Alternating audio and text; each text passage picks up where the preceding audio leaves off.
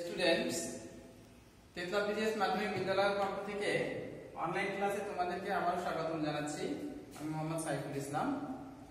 আমাদের পূর্বের ক্লাসে তোমাদের জন্য ছিল কমপ্লিটিং সেন্টেন্স অপশন থেকে আলোচনা। আজকের এরপরে কমপ্লিটিং সেন্টেন্স সম্পর্কিতই আরো কিছু নির্দিষ্ট করে আরো বিশেষ কিছু রুলস তোমাদেরকে আমি দেখাবো। তো কথা না বাড়িয়ে আমরা কাজে চলে যাচ্ছি। আজকের কমপ্লিটিং সেন্টেন্সের বেলায় তোমরা খেয়াল করো, এটা আসলে কিন্তু একটা এই বাক্যগুলো আসলে বিভিন্ন রকম ভাবেই থাকে, কিন্তু বাক্যগুলোর একটা গঠন রীতি রয়েছে। সেই গঠন রীতি অনুযায়ী তোমাদেরকে শিখতে হবে। আজকে সেরকমই কয়েকটা গঠন তোমাদেরকে আমি দেখাচ্ছি। প্রথমেই লক্ষ্য করো, as if অথবা as though এর বাংলা অর্থটা দাঁড়ায় যেন। তো এইরকম যদি কোনো শব্দ তোমার বাক্যে থাকে, তাহলে সেই বাক্যটা থেকে আসলে নির্দিষ্ট একটা নিয়মে এই বাক্যটাকে তোমার পূরণ করতে হবে। এখানে as if বা as though যুক্ত বাক্যের অর্থ যেন হবে এবং এটা একটা কমপ্লেক্স সেন্টেন্স হবে। এই কমপ্লেক্স সেন্টেন্সটি তোমার দুইটি অংশে বিভক্ত থাকবে। প্রথম অংশটা যদি প্রেজেন্ট ইনডেফিনিট টেন্স হয়, তাহলে পরবর্তী অংশটি হবে পাস্ট ইনডেফিনিট টেন্স।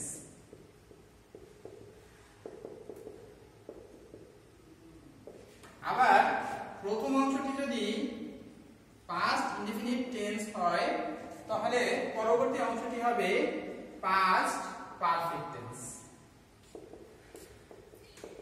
আচ্ছা, তাহলে দেখো আমরা এক্সারসাইজটি খেয়াল করি। as if বা as though যুক্ত বাক্য, the man behaves,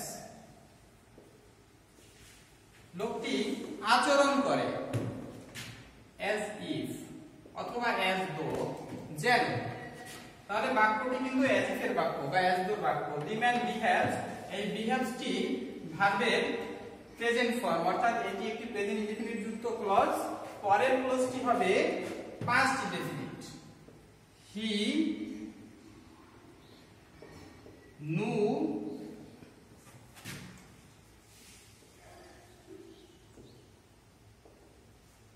he knew everything।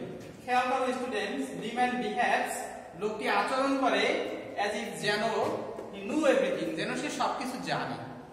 এখানে as if যুক্ত বাক্য, এজন্য পরের অংশ know এর পাস্ট ফর্ম knew হয়েছে। আবার এই বাক্যটাকে অন্যভাবেও লেখা যায়, the man behaves as though he were mad। এখানে দেখো হির পরে ওয়ার হয়েছে, কারণ এটি স্বাভাবিক কোনো ঘটনা না, এটি একটি অস্বাভাবিক আচরণ, এইজন্য এটি ওয়ার বসেছে। এবং এখানে কিন্তু একটা আর্টিকেল মিসিং হয়েছে এ, এই আর্টিকেলটা কিন্তু এখানে বসে না। সাধারণ বাক্য সাধারণ রীতি বুঝালে তাহলে এখানে আর্টিকেলটি বসতো, কিন্তু এখানে as if as though যুক্ত বাক্য, এইজন্য এখানে আর্টিকেলস বসে নাই, নো আর্টিকেলস, এবং এখানে ওয়াজ এর বদলে ওয়্যার হয়েছে।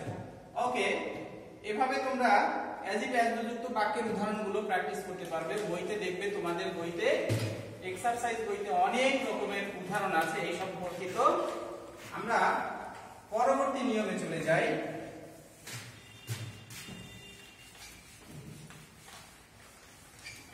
খেয়াল করো,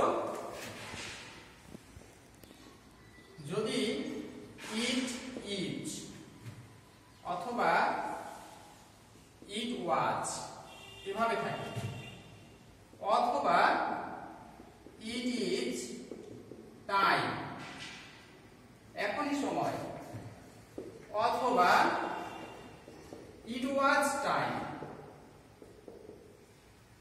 এভাবে থাকতে পারে, অথবা ইট ইজ হাই টাইম, এর অথবা ইট ওয়াজ হাই টাইম। এরকম যদি কোনো বাক্য থাকে তাহলে এক্ষেত্রে আমাদের পূর্বের নিয়মটাই আমরা ফলো করব। সেই একই কথা, প্রথম অংশ যদি প্রেজেন্ট ইনডেফিনিট টেন্স হয় তাহলে পরের অংশ পাস্ট ইনডেফিনিট টেন্স। প্রথম অংশ যদি পাস্ট ইনডেফিনিট টেন্স হয় তাহলে পরের অংশ পাস্ট পারফেক্ট টেন্স। আবার as if as though বা it is time, it was time, it is long, it was long, এক্ষেত্রে যদি প্রথম অংশ প্রেজেন্ট পারফেক্ট টেন্স হয়, প্রথম অংশ প্রেজেন্ট পারফেক্ট টেন্স হলেও পরের অংশ কিন্তু পাস্ট ইনডেফিনিট টেন্সেই হবে। আচ্ছা যাই হোক, it is, it was, it is time, it was time, it is, it was ইহা হয় বা ইহা ছিল, it is time এখন সময়, it was time এইটাই সময় বা উৎকৃষ্ট সময় ছিল, it is high time এখনই উপযুক্ত সময়, it was high time সেই সময়টা আসলে খুবই উপযুক্ত সময় ছিল। এইরকম অর্থে যদি ব্যবহৃত হয় তাহলে সেখানেও কিন্তু আমরা ওই পূর্বের নিয়মটাই বলবৎ থাকবে। প্রেজেন্ট ইনডেফিনিট থাকলে পাস্ট ইনডেফিনিট, আবার পাস্ট ইনডেফিনিট থাকলে পরের অংশ পাস্ট পারফেক্ট। যাই হোক স্টুডেন্টস, খেয়াল করো,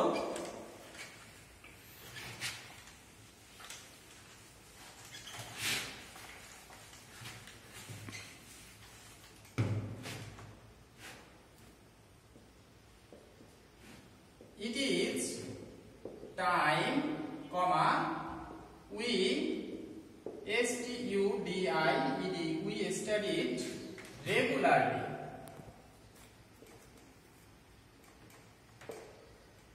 It is time we studied regularly। দেখো এখানে it is, it টা সাবজেক্ট, is টা হচ্ছে ভার্বের প্রেজেন্ট ফর্ম, এটা একটি অক্সিলারি ভার্ব, এটাই বাক্যে প্রিন্সিপাল ভার্বের কাজ করতেছে।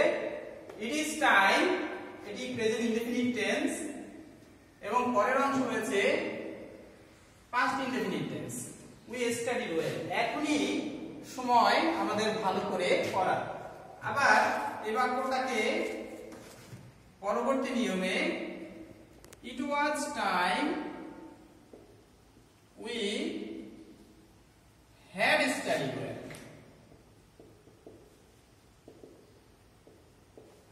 এভাবে লেখা যায়। it was time, দেখো বন্ধুরা এখানে ছিল সাবজেক্ট, ভার্ব ছিল is, এবারে রয়েছে was অর্থাৎ পাস্ট ফর্ম, এটি একটি পাস্ট ইনডেফিনিট টেন্সের ক্লজ। পরবর্তী ক্লজটা কিন্তু তোমার পাস্ট পারফেক্ট টেন্সেই হয়েছে। এখানে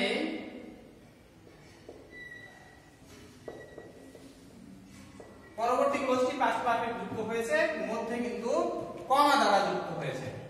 আবার যদি তোমাদেরকে এরকম বাক্যর বদলে ইট ইজ হাই টাইম থাকে টাইমের বদলে, তাহলেও কিন্তু একইভাবে উদাহরণটি হবে, কিন্তু একটু ব্যতিক্রম রয়েছে, খেয়াল করো। যদি এভাবে কোনো বাক্য থাকে বা কোনো নিয়ম থাকে, ইট ইজ লং অথবা it was long, অথবা যদি থাকে 5 years pass, এরকম যদি বাক্য থাকে তাহলে এর সাথে কিন্তু নতুন আরেকটি কানেক্টর যোগ হবে since। যদি সময় উল্লেখিত থাকে তাহলে কিন্তু since হবে, কমার আগে কমার বদলে এখানে since যুক্ত হবে। যেমন দেখো it is long, এখানে কমা নয়, এখানে আমরা কমার বদলে since ব্যবহার করব। it is long since we met। দেখো শিক্ষার্থীরা, it is long এটি কিন্তু প্রেজেন্ট ইনডেফিনিট টেন্স, এরপরে কমার বদলে পূর্বে কিন্তু কমা দিয়ে যুক্ত হয়েছিল, এবারে since দিয়ে যুক্ত হয়েছে। প্রেজেন্ট ইনডেফিনিট টেন্স since এবং এটি কিন্তু ভার্বের পাস্ট ফর্ম, অর্থাৎ এটি কিন্তু পাস্ট ইনডেফিনিট টেন্সেই রয়েছে। it is long since we met। আবার এটাকে যদি আমরা বলি it was long,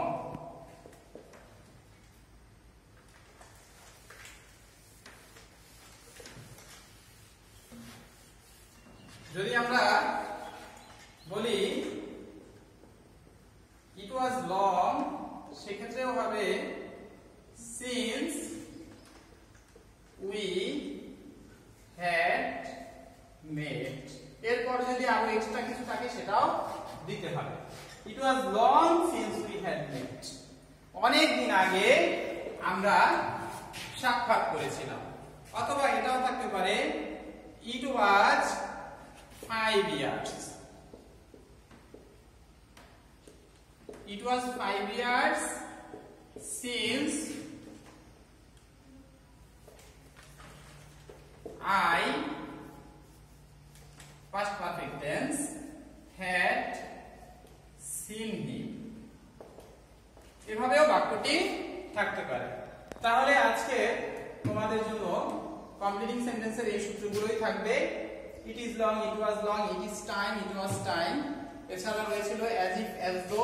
এর পূর্বে তোমরা কমপ্লিটিং সেন্টেন্সের জন্য কন্ডিশনাল সেন্টেন্স দেখেছিলে এবং আরো কয়েকটা নিয়ম দেখেছিলে। এভাবে তোমরা বাসায় প্র্যাকটিস করবে। আশা করি করোনাকালীন সময়টা তোমরা কাজ করে, এক্সারসাইজ করে, সিলেবাস থেকে এই গ্রামারগুলো সঠিকভাবে শিখে তোমাদের সময়টা সদ্ব্যবহার করবে।